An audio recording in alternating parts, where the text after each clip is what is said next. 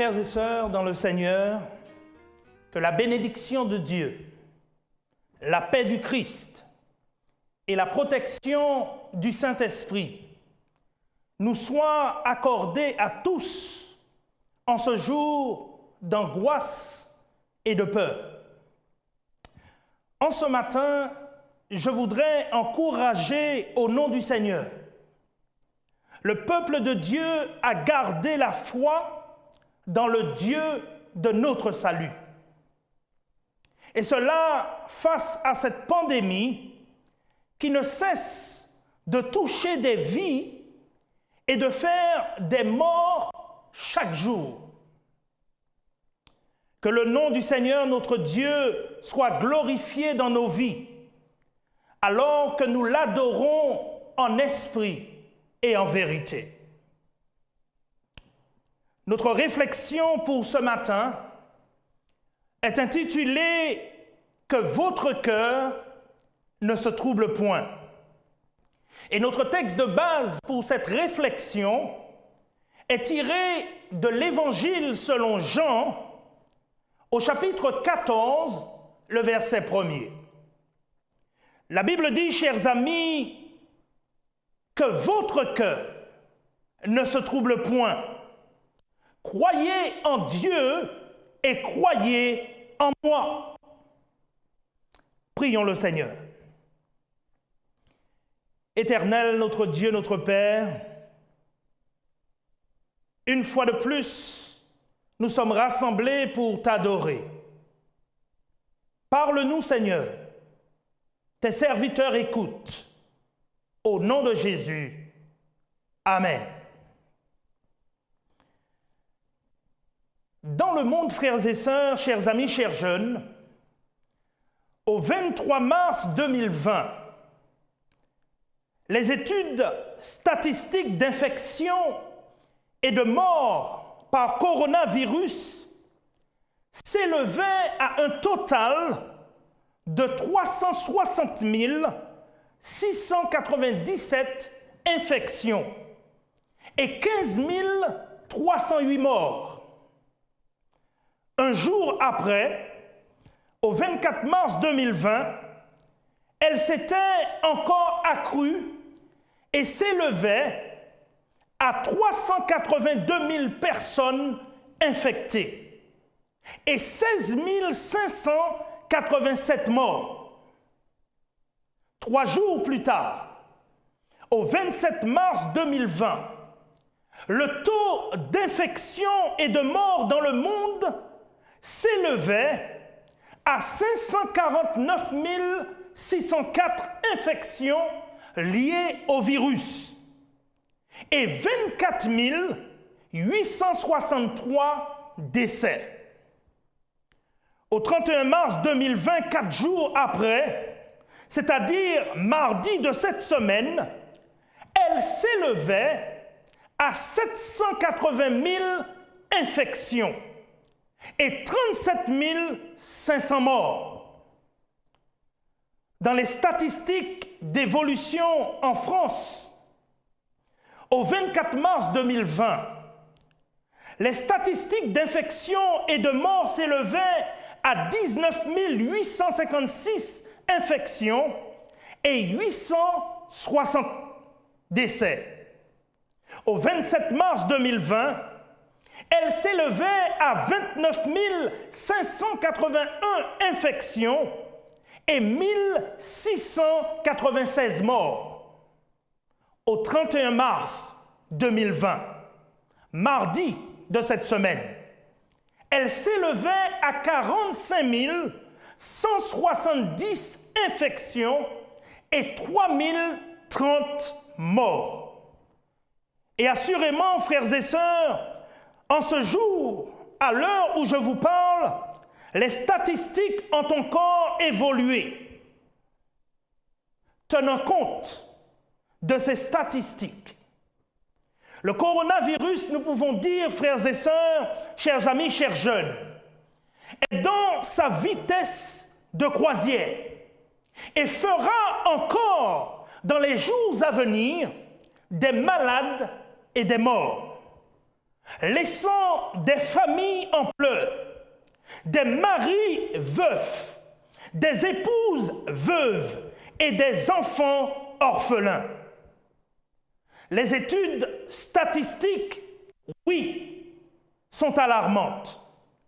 Mais je voudrais vous dire en ce jour que peu importe les statistiques, il y a encore de l'espoir pour notre monde. Et cet espoir, frères et sœurs, se trouve en notre Seigneur et Sauveur Jésus-Christ. Celui qui guérit le corps et l'âme. Celui qui délivre et qui sauve parfaitement. Le Seigneur Jésus lui-même, dans Jean 14, le verset 1, déclare que votre cœur ne se trouble point. Croyez en Dieu et croyez en moi. Face à cette pandémie de coronavirus qui ne cesse de faire des ravages, face aux statistiques alarmantes qui ne cessent d'augmenter dans le monde et en France, le Seigneur nous dit en ce matin que votre cœur ne se trouble point, croyez en Dieu et croyez en moi. La croyance, frères et sœurs, chers amis, chers jeunes, en un Dieu tout-puissant, Père, Fils et Saint-Esprit, en ces temps de trouble, est la clé pour rester en paix face à cette pandémie de coronavirus. Croyons et gardons la foi, frères et sœurs, en Dieu le Père, car il est toujours le Dieu saint, sage, puissant et bon.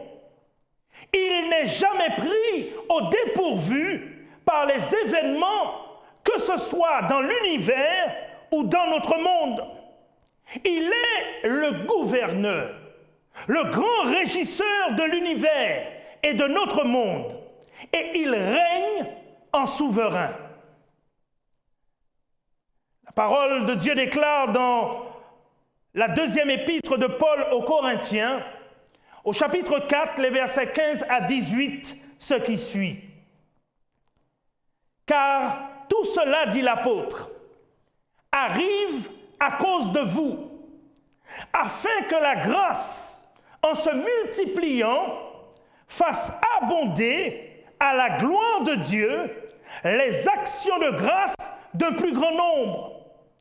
C'est pourquoi nous ne perdons pas courage, et lors même que notre homme extérieur se détruit, notre homme intérieur se renouvelle de jour en jour. Car nos légères afflictions du moment présent produisent pour nous, au-delà de toute mesure, un poids éternel de gloire.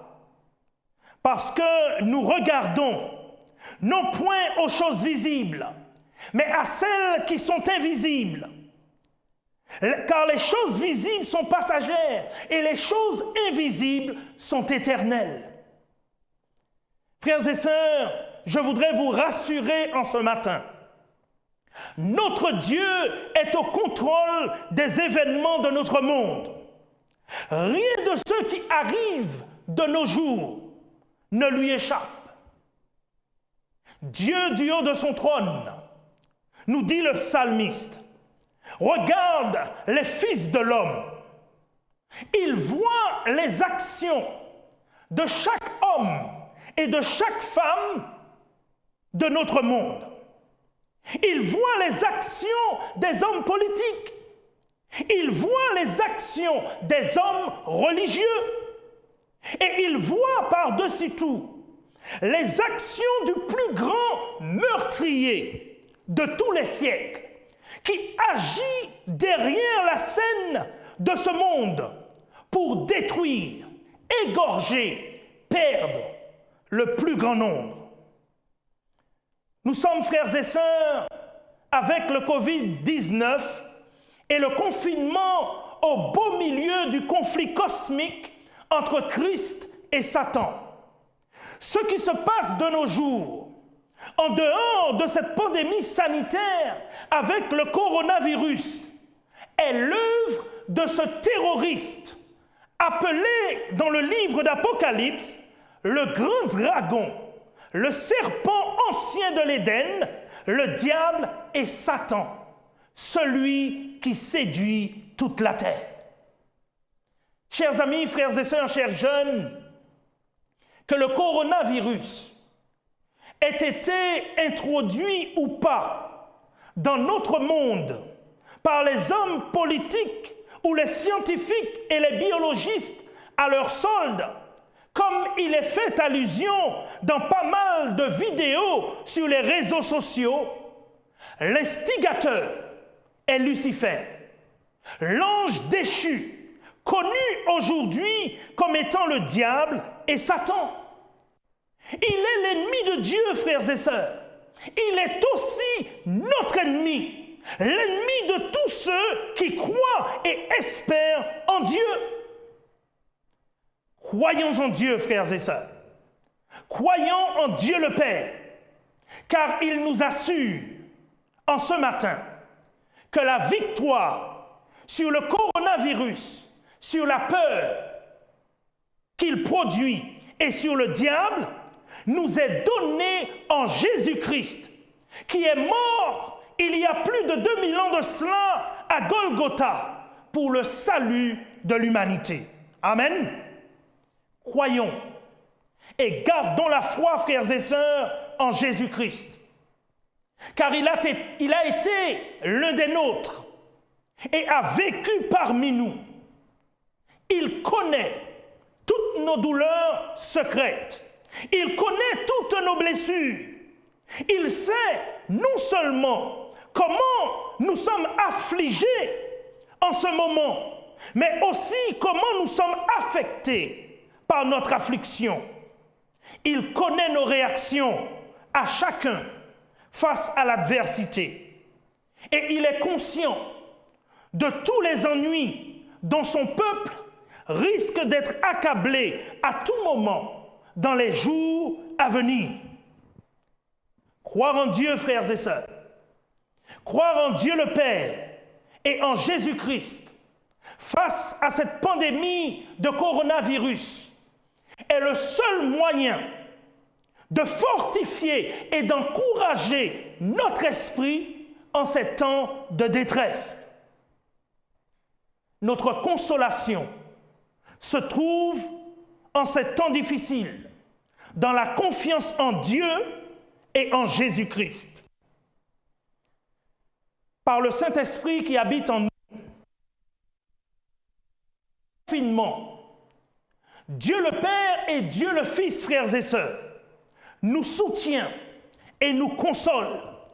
Il est notre retraite, il est notre force face à cette expérience difficile. Et bien qu'une saison de grande épreuve soit devant nous, ne perdons pas confiance en Dieu et en Jésus-Christ. Bien que les nations, frères et sœurs, et les villes soient troublées, restons attachés au Dieu de notre salut.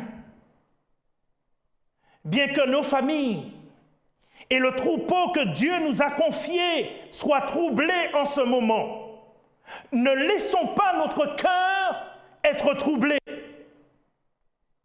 En ces temps difficiles, la confiance en Dieu le Père et en Jésus-Christ son Fils est la grande protection contre les troubles du coronavirus et le soutien suffisant dont nous avons besoin dans ces temps difficiles. La Bible dit que votre cœur ne se trouble point et ne s'alarme point. Ne soyons pas, frères et sœurs, ébouriffés et décomposés par les ravages du coronavirus. Ne soyons pas abattus, inquiets à cause des études statistiques alarmantes. Car tout cela, dit l'apôtre Paul, dans 2 Corinthiens 4, le verset 15, tout cela, le coronavirus et bien d'autres actions sataniques portées contre les enfants de Dieu et les habitants de la terre, tout cela arrive dans le cours de l'histoire de notre monde à cause de vous et de moi, qui sommes parvenus à la fin des temps. Et cela, frères et sœurs, afin que la grâce de Dieu en Jésus-Christ se multiplie dans le monde et fasse abonder à la gloire de Dieu les actions de grâce d'un plus grand nombre. Et la grâce de Dieu, chers amis, dans ces temps difficiles, abonde dans le monde aujourd'hui. Nous le voyons au travers des expériences relatées sur les réseaux sociaux, des athées, au milieu de cette expérience malheureuse de coronavirus, sont convertis au Seigneur Jésus, à la gloire de Dieu. Et ils reconnaissent que là où la puissance de l'homme s'arrête, il y a un Dieu qui prend les événements en main et agit en faveur de ses créatures et de ses enfants. Honorons Dieu, frères et sœurs. Honorons par nos vies et par nos lèvres Dieu le Père et Dieu le Fils, car c'est la volonté de Dieu, en ces temps difficiles, en ces temps troublés, que les hommes et les femmes de la terre honorent le Fils, croient en lui, comme ils honorent et croient en le Père. Croire en Dieu par Jésus-Christ, frères et sœurs, chers amis, chers jeunes, en ces temps difficiles, est un excellent moyen de se garder des problèmes de cœur, générés du moins de nos jours par le coronavirus. La joie du Seigneur et la foi de Jésus est le meilleur remède contre le coronavirus. La foi du Seigneur et la joie de Jésus est contre le virus du péché qui tue par jour et par an plus d'hommes et de femmes pour l'éternité que le coronavirus. La joie du Seigneur, frères et sœurs, et la foi de Jésus est un remède avec une promesse qui lui est annexée, à savoir que dans ces temps difficiles, le juste vivra par la foi. Le juste vivra par la foi. En ces temps difficiles, frères et sœurs, ayons confiance en notre Dieu. Ayons confiance en notre Dieu pour un bonheur à venir, dans ce monde et dans l'éternité, quand ce corps mortel et ce monde ne seront plus. Mais bien-aimés, sachez qu'au milieu de nos tourments, au milieu de nos peurs et de nos craintes, alimentés par le coronavirus, Dieu nous aime et la volonté du Père et du Christ est de nous donner la vie éternelle. Dieu nous aime, frères et sœurs. La Bible dit qu'il nous aime d'un amour éternel. Et c'est la raison pour laquelle il nous conserve encore aujourd'hui, au XXIe siècle, sa bonté. Nous signifions beaucoup pour le Seigneur. Et l'apôtre Paul déclare toujours dans 2 Corinthiens 14, au verset 17 et 18, ce qui suit. Car, dit l'apôtre, nos légères afflictions du moment présent, causées par le coronavirus, produisent pour nous, au-delà de toute mesure, un poids éternel de gloire qui reste ferme et stable et ne peut être ébranlé. Et vous savez pourquoi, frères et sœurs? Tout simplement parce que nous regardons, dit l'apôtre, non point aux choses visibles de ce monde, mais à celles du royaume de Dieu, qui sont invisibles, car les choses visibles sont passagères et les choses invisibles sont éternels. Le but de l'apôtre dans sa lettre aux Corinthiens est de montrer aux Corinthiens de quelle manière les afflictions du moment qu'ils ont endurées en tant qu'apôtres sont devenues à leurs yeux légères et passagères, comparées à la gloire à venir qui leur était réservée. De même, mon but en ce matin, sous l'inspiration du Saint-Esprit, est de vous inviter, frères et sœurs, à voir toutes les afflictions du moment, et même ceux causés par le coronavirus de nos jours, comme légères et passagères, comparées au poids éternel de gloire qui nous est réservé dans le royaume de Dieu.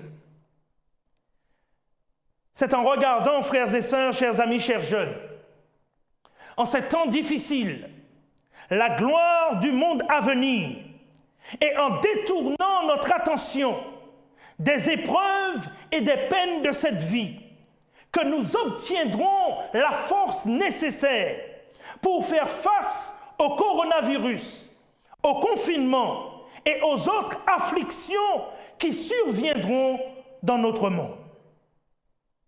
Même si sur cette terre, notre corps doit périr par un virus ou par une mort naturelle ou catastrophique, continuons à croire en Dieu le Père et en Jésus-Christ. Continuons, frères et sœurs, à croire en la vie éternelle.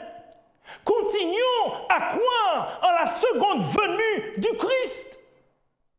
Car la croyance en Dieu le Père, en Jésus-Christ, en la vie éternelle et en la seconde venue du Christ en ces temps difficiles est un excellent conservateur contre les troubles cardiaques et la peur générée par cette situation de coronavirus. Regardons, frères et sœurs, aux choses invisibles. Anticipons la gloire du monde céleste et fixons les regards sur le bonheur éternel qui est au-delà de la tombe, présenté aujourd'hui par le coronavirus. Jésus dit en conclusion de cette réflexion que votre cœur ne se trouble point face au coronavirus. Croyez en Dieu et croyez en moi. Il y a plusieurs demeures dans la maison de mon Père. Si cela n'était pas, je vous l'aurais dit. Je vais vous préparer une place.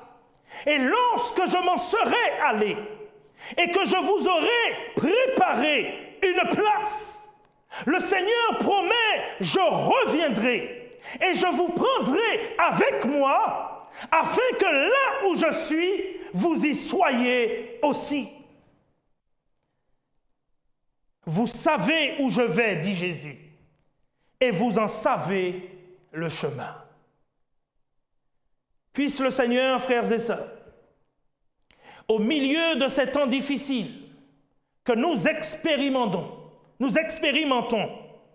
nous aider à suivre les consignes de confinement et de survie données non seulement par le gouvernement, mais par la direction, par la Fédération des Églises adventistes du 7e jour de la Martinique. Puisse-t-il, sous la direction du Saint-Esprit, nous aider malgré nos doutes, malgré nos douleurs, à lui faire confiance et à faire confiance à Jésus-Christ, qui est le chemin, la vérité et la vie. Que Dieu nous bénisse, frères et sœurs, et qu'il nous garde alors que nous montons au trône de la grâce. Une fois de plus, nous voulons remettre nos vies entre tes mains, te demandant, Seigneur, de prendre le contrôle de nos vies et de nous diriger ici-bas selon ta volonté. Nous vivons aujourd'hui, Seigneur, dans un monde qui nous fait peur. Et nous avons besoin de ta paix. Nous avons besoin de ta grâce pour traverser cette tempête produite par le coronavirus. Nous prions, Seigneur, que tes plans pour tes enfants dans le monde entier et pour tes créatures se réalisent aujourd'hui. Et alors que tu réalises tes plans pour nos vies, sanctifie-nous toi-même. Prépare-nous pour le jour de ton retour en gloire. Et fais de nous, Seigneur, ces serviteurs et ces servantes que tu veux que nous soyons. Seigneur, nous plaçons entre tes mains la vie de chaque âme ayant souffle de vie dans ce monde. Te demandons, Seigneur, de guider les pas, de guider les pensées et de ramener ton peuple à toi avant qu'il ne soit trop tard. Glorifie ton nom dans nos vies, Seigneur. Et alors que tu le fais, prépare-nous toi-même pour le jour de ton retour. Fais-nous du bien ce matin. Et alors que nous continuons dans ce sabbat, que ta paix et ta grâce soient avec nous et restent avec nous, nous t'en prions au nom de Jésus. Amen. Que le Seigneur vous garde et qu'il vous bénisse.